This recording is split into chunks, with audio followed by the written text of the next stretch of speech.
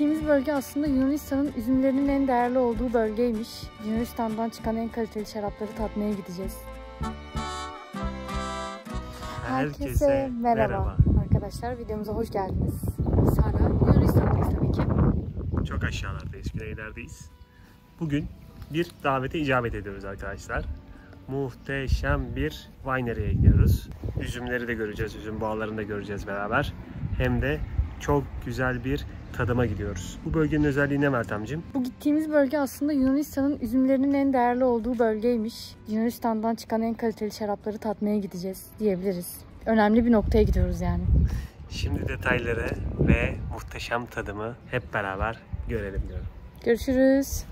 Evet arkadaşlar. Vervenio şarap tesislerindeyiz. Evet. Burada Betty diye çok tatlı bir arkadaşımız var.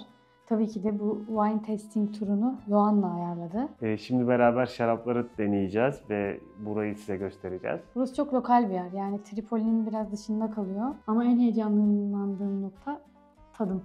Tadım kısmı beni de heyecanlandırıyor. Hem de size etrafı da göstereceğiz. Betty ile tanıştıracağız Betty ile sizi. tanıştıracağız. Birazcık onun hikayesini öğreneceğiz. Bu işe nasıl başlamış, neler olmuş. Arkada bir tesis var, bir sürü şeyler var. Burada ambalajlama, paketleme falan yapacağız. Sonra da üzüm bağlarını görmeye gideceğiz. She is Betty. She is the owner of this Vervenio Winery. Vervenio Winery. And we will taste a lot of wines today. Let's start our tour now. We started the vinification from my grandfather. Basically, now I'm the third generation that creates wine. Wow. My grandparents were making a wine style that is called Recina. My parents changed the vinification to more modern classic styles. But they were selling mainly bulk wine.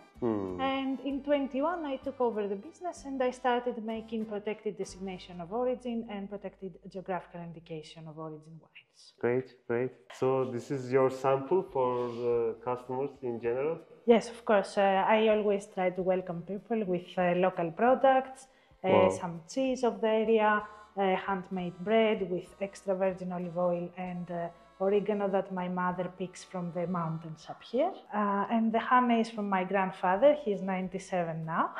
Wow. And in general, I like to combine good wine with good local food because food makes us always happy. Yeah, same for me. This winery is a more new facility, but we started the vinification with my grandfather's house that is built in 1912. And we moved here recently to have a more modern and more beautiful... It is beautiful. My grandfather's house is also like full of stone and like light, okay. But this is more modern. And Where is it? Is it in Tripoli or? yes, it's like at a village nearby. And the vineyards are in two villages, so if you want, you can have a seat. Yeah, gracias. How did you decide to start traveling around? Well, we first started in Canada because we lived there for more than 6 years. And we liked it. We want to know like new cultures, new people, new villages, you know, not city, small part of the world. Yeah. The first wine that we are going to taste is called Madinia. Madinia is the ancient name of the region. Nowadays we are called Tripoli, but the PDO has to do with a tradition. So for a region, we have to prove that for several centuries we have a unique style of wine to take the denomination.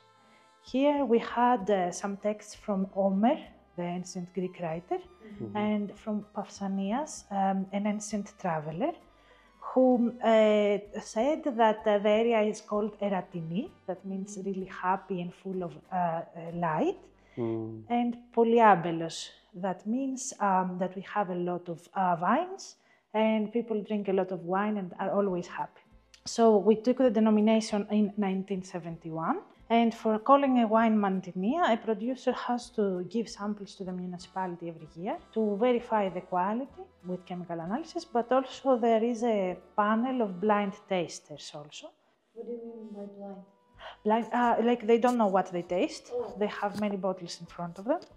Someone pours, and then they evaluate if it has the proper aroma and the proper taste. And when a wine is PDO, we use this tape on the top, and this proves that we have a protected designation of origin wine. Oh. For the region, the variety that we use for PDO wines is called Moschofilero'nun. Moschos means something that has a really strong and pleasant aroma. It is a variety fully aromatic, mainly with aromas of roses and citrus. Citrus.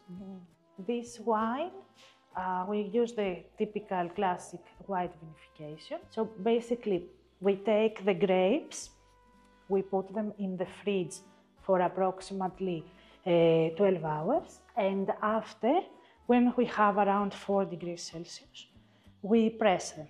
So we distill them and we press. So the juice comes from the top down with gravity, and we fill one of the tanks. So it comes with gravity. Why we do that? Because if we have too harsh pumping, sometimes we lose aromas or taste. And we put the wines in the tank, and the first day we keep them cool at around 8 degrees Celsius.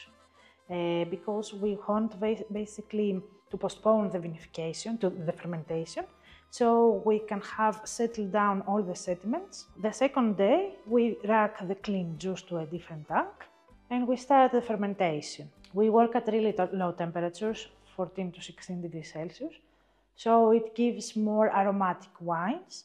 And at the end of the fermentation, there is a technique that is called bâtonnage or surlis, maybe you have heard. So this technique, basically, at the end of the fermentation, the sediments at the bottom of the tank, they are mainly yeast. When you mix it with the wine, you get some aromas like brioche, biscuit, and this oily texture of a Chardonnay.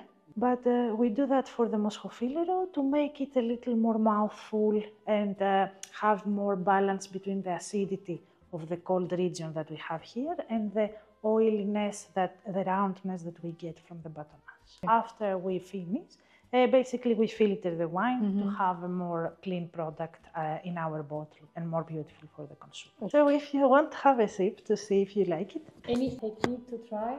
I can Please tell. So the first thing that we care is about our eyes. So we have a look of the eye.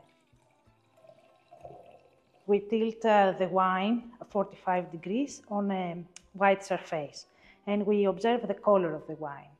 When we have a younger wine, when it's white, usually you have a little more green hues. As it ages, it becomes more yellow and then goes to golden color. For the red, we start from more purplish, bluish hues, goes to totally red, and then it goes to more browny, like hues around. This variety, we call it a grey variety. It's not really white, it's not really red. Basically, the skin of the grape is purplish, and then we observe if it is clean, if it has some particles, or if we can see through. Then we swirl it, just a little, to get some oxygen, and then we smell it to see what aromas comes in our mind. For this specific wine, for me, it is more citrusy with a little bit of jasmine, a little bit of rose petals. And then what we do is that we observe the legs or tears around. So this is an indication of how much alcohol or how much sugar a wine has. For this one, we see the alcohol because it doesn't have any residual sugar. It's a dry wine. And the last thing, we drink a little. When we put it in our mouth, we observe different parts. For example, if we see that we have a lot of saliva on the mouth, on the side of our mouth, it means that we have high acidity. If you see that you feel too warm, maybe it has a lot of alcohol. You can see the saltiness at the tip of your tongue or the bitterness on the back. So for a red wine, if you feel that your mouth is really dry, it is the sensation of the tannins. And if you feel brave enough, you can try to inhale some air while you have it in your mouth. So it's like that. Okay. Oh, okay. So some people are afraid to do that because you might spit a little, but it's not that. So when you drink it or you spit it, you count how many seconds it remains in your palate, the taste. And this is the aftertaste that we usually describe. If we are less than 7 seconds, it's a wine that has some aftertaste, but not really long. After 7 seconds, it's a long aftertaste. And if you want, you can pair it with some of the food as well. I like this wine with the yellow cheese. The cheese is called Graviera. Graviera is so famous in Turkey too. One city is famous with the Graviera cheese. I love this. The typical style of the region is to have a wine that is basically really aromatic, light body, and easy for the summer. And this, if you would like to do food pairings, is nice with fish like a ceviche or like seafood like clams. It's really nice. And then, okay, green salads or fruits, cheese. What about dessert? For dessert, it's a little tricky because it's dry, but if you want to do a dessert, maybe I would go with I like a tart of fruits, but with more acidity, like maybe lemony, not like red fruit. It's difficult. The chocolate will overwhelm all the taste. Maybe cheesecake? Plain. Cheesecake, yes. You could, yes. Even the simple, like the German cheesecake that is baked, it could be nice. So how long you are working with your family? Well, basically all my life. Oh, really? Nice. Yeah. You are expert. Well, I grew up in the vineyards, but we have changed throughout the years. So, for example, when I was a child, we were pressing the grapes like by stepping on them. And most of the things we were doing it by hand. And then my father started buying some equipment, so we had a more like a vertical press. Well, and we started having, like at the beginning it was only barrels, then we started having stainless steel tank. Now it's everything with more modern technology, but the budget is still not that high. So many things my parents, like my father creates. So for example, these two, and the fridge was built from my father and some of his friends. Or like you see the pipes on the top, they give nitrogen to the tanks. So a tank has to be full always. Otherwise you get oxygen inside and you have oxidation of the wine. It will become vinegar. So what we do when the tank goes a little lower in wine, we put at the top nitrogen, so it gets rid of the oxygen.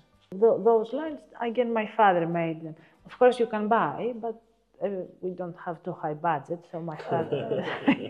I don't know, I say if I don't have my father, I don't know how he will handle this. I just know, like, I understand bare minimum for the, like, machines and things like that. What's his name? Adonis. So what is the hardest part of this job for you? Two parts. Selling? The weather, first of all, because we have our own grapes. So if a year is not good and we don't have proper grapes, you cannot make magic. And the second part is the selling, to make people understand your philosophy, make your name well known.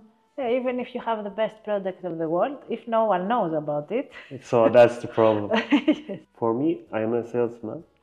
That's why it's easier for me to communicate, selling, advertising. I graduated from communication faculty, and my profession is advertising mostly. So, do you love your job? Is it? I think this is important. Well, yes. It's funny actually. I have said that before many times. When I was younger, I didn't imagine myself as a winemaker because when you are a child, you don't drink too much alcohol, so you don't understand. Yeah. But wine is a whole world. If you get inside, it's your whole life. So basically, with wine, you can never get bored. You have the vineyard, you can know about soil composition, climate, agriculture in general. Then if you get bored, you can go to chemistry, winemaking, marketing. Through everything. Yes. So the second wine, I will bring you actually another glass so you can finish if you want this later on. So this wine, we call it rondonite. Rondonite is a stone that brings good energy, heals the friendships, things like that. And it has the same color as this wine. And also, the rondonite has the name from the word rhodo, that in Greek means roses. And this wine smells a lot of rose petals. Otherwise, I am gonna drink it all. Thank you. So for this wine, the different is the same variety. We have a different vineyard, and also I leave the skin of the grape in contact with the juice for 2 days. So from the skin, we extract all the color. The juice is always white. The color is at the skin of the grape. But for a red grape, if you want, you can make white wine if you don't leave skin contact. This one, you can try it if you want to have something sweet and savory. You can put a little of the honey on the soft cheese, or you can do like the dry fruit with the cheese. For this wine, it's also really nice with spicy notes because it has this flowery aromas. So with some Indian curries or with some Mexican that has also spices, I like it a lot. So the honey from her grandfather. We used to make also, but my father got allergic on the way because he, one night, one of the houses, it fell and all the bees stung him. So now he's allergic, so we stopped making. But it's okay. My grandfather makes a little bit. So should I eat first then drink, or should I drink first then eat? I did both. What I usually prefer, I take a bite and then put some wine in my mouth to see the combination. Yes. The taste is changing when you do this. So what is your favorite wine in this winery? For this winery, the sparkling that we will taste after, it's called Pétillant Naturel.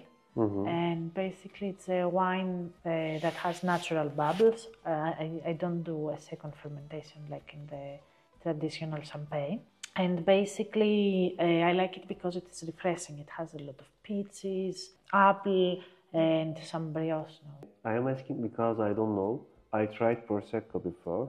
So what is the differences between Prosecco and your favorite wine? To make a sparkling wine, there are 3 methods. There is the traditional method that we see in champagne. So there you have a wine that is made, a regular wine, a base wine that is like the first white wine that we taste. Then they put the wine in a bottle and they add sugar and yeast. So it makes a second fermentation inside the bottle. And because the bottle is closed, it traps inside the carbon dioxide that is produced from the fermentation. The second method is method Charmant that they use a lot in Italy usually. Basically, what they do the second fermentation again in a tank. So they add yeast and sugar in the tank, but it's a specific tank that can hold the pressure. So it makes the bubbles in the tank and they have a specific way to bottle it so that they don't lose any of the bubbles. And for this technique, we call it method ancestral. It's basically, I start the fermentation in the tank before it finishes with the remaining sugar from the grapes, the natural sugar. It finishes in the bottle. So we have a wine that has a little less bubbles, but it's totally natural with no additive. Now with the tendency of people to go to more natural wines, the thing with Pétillant Naturel is that because it's a new style, a more natural style, we have a big diversity from one to the other. Some might be a bit oxidized, some are more blurry, some are more clean. So it's a little more a surprise what you taste. I see. What I say, the magic with the wine is that if you give the same grapes and the same machines to 10 different people, the final wine will have always different results. Because it has to do like with what temperatures you work, with what yeast, with like what machinery, how much oxygen contact, many things. This is your sparkling, right? Yes, this is my newest baby. How old? I started in 23 to make this one. So basically, I told you the difference between this technique and the traditional sparkling. To understand a few things about the sparkling, so I told you that we finish the fermentation in the bottle. So as you understand, we'll have the sediments inside the bottle. So basically what we do is that we have this thing that we call pupitres. Pupitres, they have a specific inclination in here. So we start with a bottle that is almost vertical, and throughout the days we turn it, and as we turn it, we also push it inside, so it becomes almost horizontal, vertical. So after a few days, we have the sediment of the wines collected at the neck of the bottle. And what we do is after, this machine has glycol, so we can cool the wine at minus 25 degrees Celsius. And we put the neck of the bottle inside, so this one crystallizes and becomes like an ice cube. And then we open the bottle, and the ice cube pops out with all the sediments, and the wine remains clean. And then we close again the bottle. Usually this technique is for the traditional style, not for the petit naturel, but I saw that some consumers struggle with having sediments, so I finish it with disgorging, basically. That is this technique. So which one should we eat with this? Usually I go, actually, this one is really nice with feta cheese, but I don't have today. But for this, you can try maybe again the yellow cheese. Yellow one? You can also go with the breadsticks. The breadsticks are with carob. I love it because it's sweet, but it's more healthy than chocolate, for example. Another wine? Yes, the last one. So this one is a red wine. Elisphation means basically Capsia, and it's the ancient name of the village where the grapes come from, and the village where my father grew up. Oh. This one is 50% Syrah and 50% Merlot. It stays for 1 year in old French oak barrels. Then this one is from 21, so it stays quite a long time in the bottle to age. And I like it because even if it's aged, it still has the red fruits and also many spices from the barrels. Wine, I love it with dark chocolate a lot. I have also a chocolate with strawberry there, so you can try it if you want, since you like desserts. Because it has this freshness and light tannins, I really like it by the glass, but if I pair it with food, it's nice with beef. Can you take a photo like this? It's both of them my favorites. The best part of vacations in Turkey, I was eating like morning, noon, night at different restaurants. Yeah. All the dishes. Same in Greece, by the way. And the hammam. I love the hammam a lot. We used to have a few here, but we closed most of them. So I have a question about wine. Good. You should. No, of course we can talk about anything. Why we put red wine in this, but white wine in? Like red wine is usually in a wider cup. Basically, for a white wine, you want the aromas to be concentrated so you can smell it. So you want a glass that comes really close together. For the red wines, because it doesn't have as strong aromatic compounds, you want a wider area that it can come in contact with oxygen. So you have a broader, a glass, and a little bigger lip on the top. And my favorite, You should tell this wine. Sparkling wine. because I love fruits. For me, let me try the first one again. First one. For me, I think it's first one. How many kind of wine do you have? Those 4 I make. And next I want to make a wine also in amphora. You know, the big clay pots that we had in the ancient Greece. What do you think? Wine is healthy or not? Oh yes. Okay, if you consume too much, everything is unhealthy. Yeah, exactly. It has antioxidants, it has some, small quantities of vitamins, and it was the main source of drink that our ancestors had. And I did an interview with my grandfather, for example, and I asked him what you were consuming when you were going to work, and it was always wine. They never had a flask of water with them. How old your grandfather? 97. Does he drink wine every day? Yes, of course. So we have to drink. That's the secret to life. Evet, bu mükemmel tadımın sonuna geldik. Betty bu tesiste şişelerin ambalajlanmasını da yapıyor. Ve şimdi bize şarap etiketinin nasıl yapıldığını gösterecek. Ve ben de bir deneme yapacağım. And the next step, you come here. And you do with your leg. Oh, it's so beautiful. Şunu alıyoruz arkadaşlar. Bu.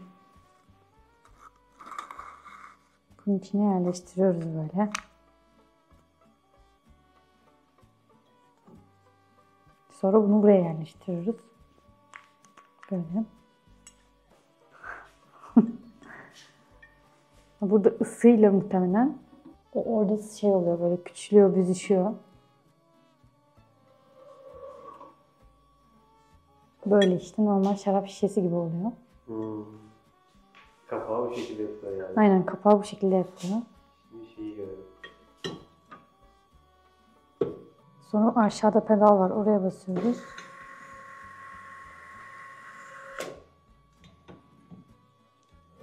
İşte bu kadar. Evet. I made it. You made it. Looks good. It's good. Not bad. For first time. Thank you so much. Evet, tesisteki tüm işlemleri görmüş olduk ve şimdi sırada üzüm bağlarını görmek var.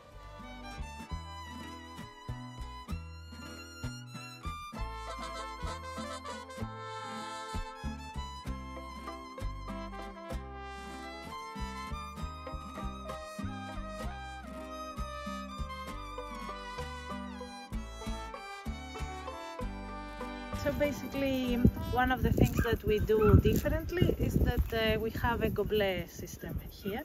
We have elevated a little the vines so we can work more easily, but we don't have them like in a vertical location. We let the branches open all around to have better irisation and also to have better sun exposure and better maturation. As you can see, the leaves are really large for Moschofilero'nun. Maybe it is because we have a cold weather, so we need more surface for photosynthesis and have better like sugar concentration. If you see them, they are babies now. Betty'ye bu harika tadım için ve şarap bağları turu için çok teşekkür ederiz. Gerçekten hiç bilmediğimiz şeyler öğrendik şarapla ilgili ve şarabın yapım aşaması ile ilgili. Tadım kısmı da çok güzeldi bizim için. Aile hikayesini ve bu işletmenin hikayesini bizimle paylaştığı için çok teşekkür ederiz tekrar. Benim favorim köpüklü olan sparkling wine oldu. Serhat'ın favorisi ise beyaz şarap ve kırmızı şarap oldu. Bizim için harika bir deneyim oldu arkadaşlar. Tripoli'ye yolu düşenler mutlaka Vervenio Winery'ye uğrasınlar ve Betty ile tanışıp bu güzel tadımı ve bu aile işletmesinin hikayesini tekrar dinleyebilirler. Betty'ye buradan çok selam söylüyoruz ve en kısa zamanda tekrar görüşmek dileğiyle diyoruz. İzlediğiniz için teşekkür ederiz. Hoşça kalın.